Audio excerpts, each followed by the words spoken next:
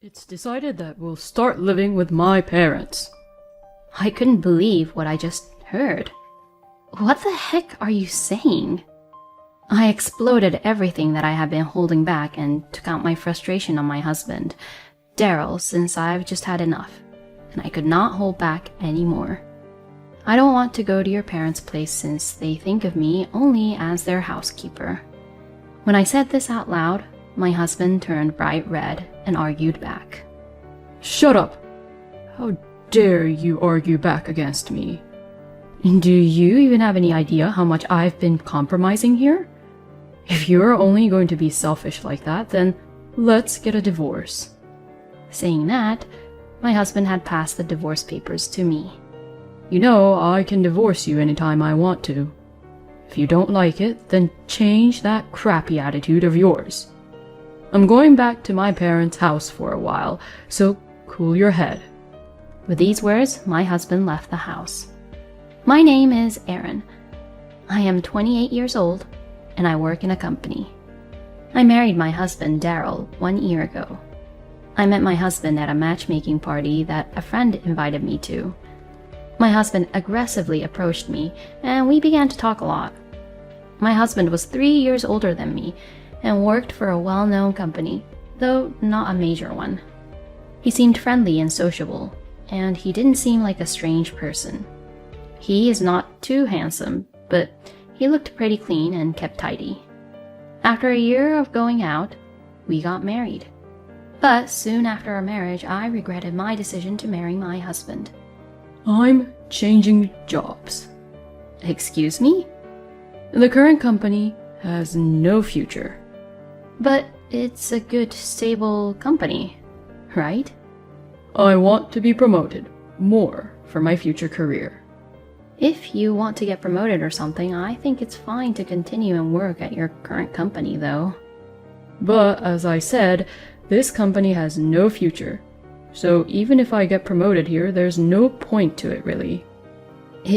Is that so? But if you do change jobs, your salary will be lower than it is now, right? Well, it'll be difficult for the first year or so, but don't worry. My income will increase soon. My husband was so positive and enthusiastic about changing jobs that I had no choice but to accept his decisions. Well, I am also working, and I thought that even if my husband's income dropped a little, we could manage for the time being. But even though I thought I had just married someone with a stable income. However, it is difficult to predict what will happen before marriage. So for the time being, I will just let it happen and trust my husband. But our issues arose somewhere else as well. You know, you should go to my parents' place regularly and do the house chores for them. What? My husband suddenly says that out of the blue. Why? Is your mother, Nia, not feeling well? No, not really, but... After all, you're the eldest son's wife, so you have to do these kind of things, you know. Excuse me? I really couldn't understand Daryl's logic. And no, I've never heard of such a thing, though. And besides, I'm working, and I don't have that kind of time, you know. It would be nice if you could at least go help out with the house chores on the weekends. Then, when am I supposed to have my actual day off? Anyway, I've already told Mom, so please just do me a favor this time. I'll also go with you to my parents' place too. Please, help me take care of my parents. But why should I be the one to do that? And I'll also go with you too? How condescending can Daryl be? I mean, of course Daryl should do that. If he wants to take care of his own parents, then he should be doing that on his own. But with quitting his job and doing a job hunting, I felt that if I confronted my husband too much, I would offend him and make the current situation worse. So I decided to accept his request for the time being. I'm just going to help out once in a while, okay? Oh, thank you. You really are a good wife, Aaron.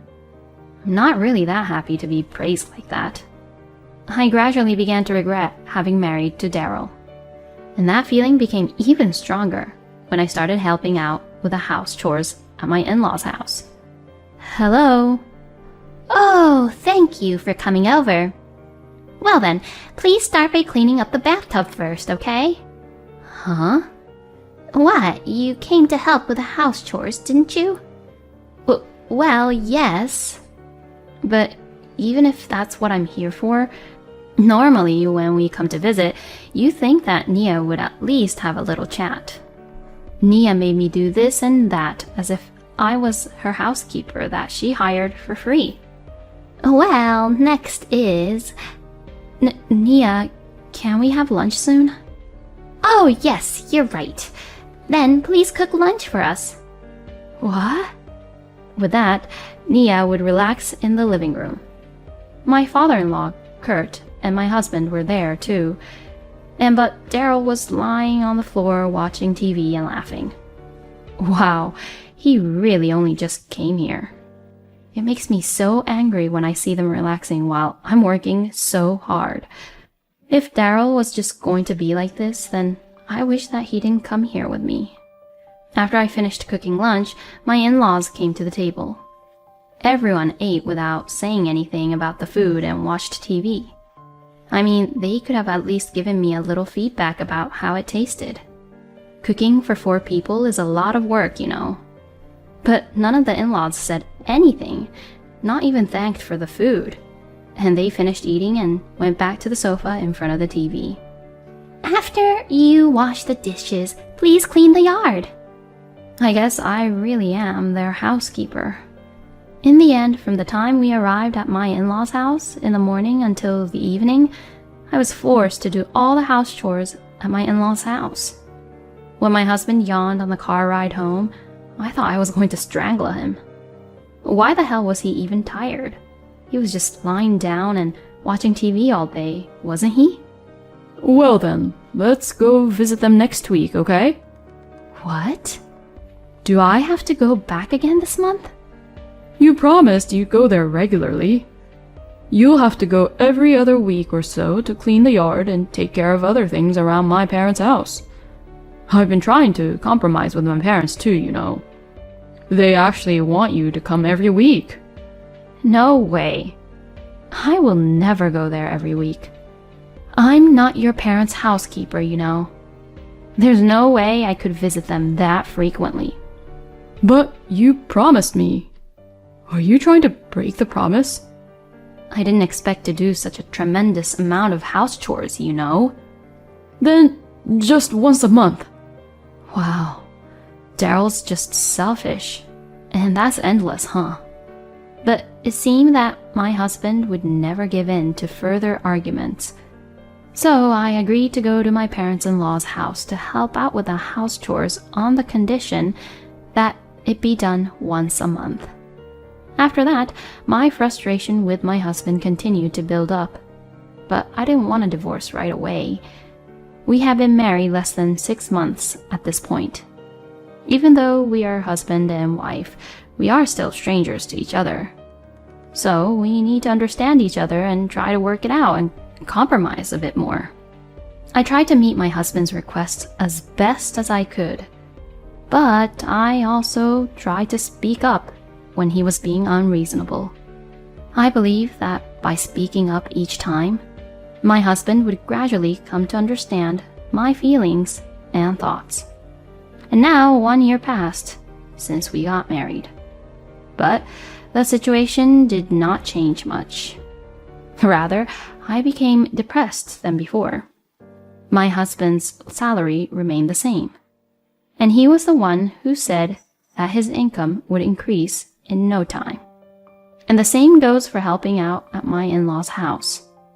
My in-laws seem to think it's just normal for me to help them, so they say, "Well, please do it," and even leaves me on my own at their home on a trip. I don't know if it's on purpose, but whenever I go to clean their house, there is always an unbelievable amount of laundry. My husband would say, "I'm staying at home," and he doesn't even come over to my parents-in-law's house anymore when I go there. I felt extremely frustrated and wondered why I had to clean someone's house on my day off when no one was at home. Some might say that if there's no one to watch over you, why don't you just skip it? But when Nia comes home, she checks everything and gets extremely angry if she finds even the slightest thing wrong. My husband is still the same, and my life has not changed one bit, but rather it has gotten worse. When the word divorce began to cross my mind, my husband says something outrageous.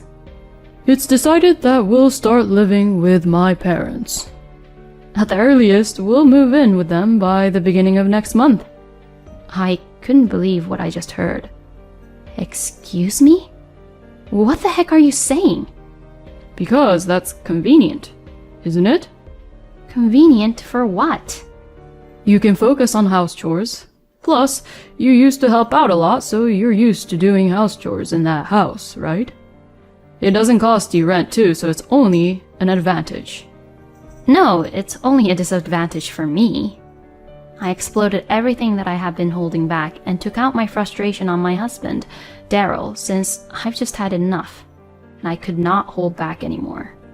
You are so selfish. You didn't even ask me if I wanted to live with your parents, but you decided it on your own? You don't even listen or try to ask for my opinion? Besides, it's not like I was helping your parents out with the house chores. It's more like I was doing all their house chores for them. I don't want to go to your parents' place since they think of me only as their housekeeper. And what you said about your salary going up is just ridiculous. Who said that your salary would increase in a year? It's not increasing at all. If I continue like this and keep on believing your convenient words, then I can't keep on going on like this anymore. When I said this out loud, my husband turned bright red and argued back. Shut up! How dare you argue back against me? Do you even have any idea how much I've been compromising here? If you're only going to be selfish like that, then let's get a divorce. Daryl said angrily and left the house. And about 2 hours later, he got back home. But he was smirking at me. I'm being serious, you know. Saying that, my husband had passed the divorce papers to me. My husband has signed all his parts. I guess it seems like he also showed this to his parents already. You know, I can divorce you anytime I want to. If you don't like it, then change that crappy attitude of yours. I'm going back to my parents' house for a while, so cool your head. With these words, my husband left the house. I thought to myself, perfect, I'm going to submit this, and immediately went to my parents' house to tell them about it and file the divorce papers. I had been complaining to my parents about my husband and in-laws for some time, so they immediately agreed to the divorce. I decided to pack up my belongings and get ready to leave home. It took me longer than I thought to sort out the things I had bought during my marriage and the things I had bought when I was single. Still, I managed to get everything ready in between while I worked. I temporarily left my belongings at my parents' house and was looking for a room to live alone when my ex-husband suddenly barged in on me at my parents' house. Hey, what the hell does this note mean? I mean exactly what it says on the note. Do you not know English? Stop kidding around. What do you mean I submitted the divorce papers? Why did you even do that without my permission? Without your permission? You're the one who said I can divorce you anytime I want, right? That was just a threat. A threat? You threatened my daughter? Oh, no. It was a figure of speech. Rather than a threat, I was just saying it as my opinion. My ex-husband is weak against my father. My father is 6 foot tall, very fit and a bodybuilding expert who used to compete in national bodybuilding tournaments. My ex-husband, who is as thin as a bean sprout, would probably be thrown off if my father even touches him. Anyway, I don't approve of the divorce. I don't care if you do or not, because our divorce is finalized, so we're strangers now. Don't be ridiculous. If you're going to get away with that kind of selfish way to get a divorce, I'll go ahead and sign the marriage papers on my own. I'm not signing anything like that, okay? Besides, if you do that, then I'll lawyer up and sue you. Sue? What?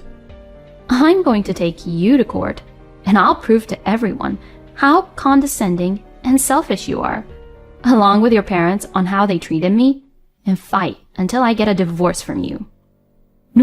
No way. And if you keep on staying here, I'm going to call the police, okay? Police? Please, don't do that. My husband left as if he was running away, frightened. Wow, how pathetic can he be? Why did I marry such a person like Daryl? Later on, thanks to my father's presence and the pressure he put on my ex-husband, I was able to receive my share of the property with very favorable terms. In exchange for my ex-husband being able to live in that rental apartment and keep the furniture and appliances in the house, I was entitled to all the savings I had saved since our marriage. Since I was paid better than Daryl, he wasn't happy about the share property being cut in half. So I was glad to have it all for myself. My ex-husband moved back to his parents' house after the divorce, and apparently Nia did hurt her back while cleaning the yard and started forcing him to do the house chores. My ex-husband said, I don't have my day off. Don't you think that's terrible? Help me out. And so on, calling me and pressuring me to get back together with him, but I said, this is a good opportunity for you to take care of your parents. Go for it. And I hung up the phone and blocked the calls from him. The other day, I had a chance to work with someone from my ex-husband's former workplace, and I learned a fact about my ex-husband that I never expected. It seems that my ex-husband was not good at his job at all, and he was so useless that even his colleagues were promoted ahead of him. I was convinced that this was why Daryl had changed jobs. It seems that he thought he could get ahead in his career if he went to another company without realizing his lack of ability. He really is a hopeless person. I am sure Daryl will not be able to get any promotion at his current workplace. Well, I don't really care because it is no longer any of my business. On the other hand, I am planning to live at home, save money, and study abroad. After this marriage, I realize that I only get to live once, and if I don't do what I want to do, it will be a loss. First, I would like to study and live in France, which I have always wanted to do. When I look at my savings, I am excited because I feel like I am getting closer to my dream, step by step. I will study French and cherish the time I have every day. Even though I failed at my marriage, my life was just beginning.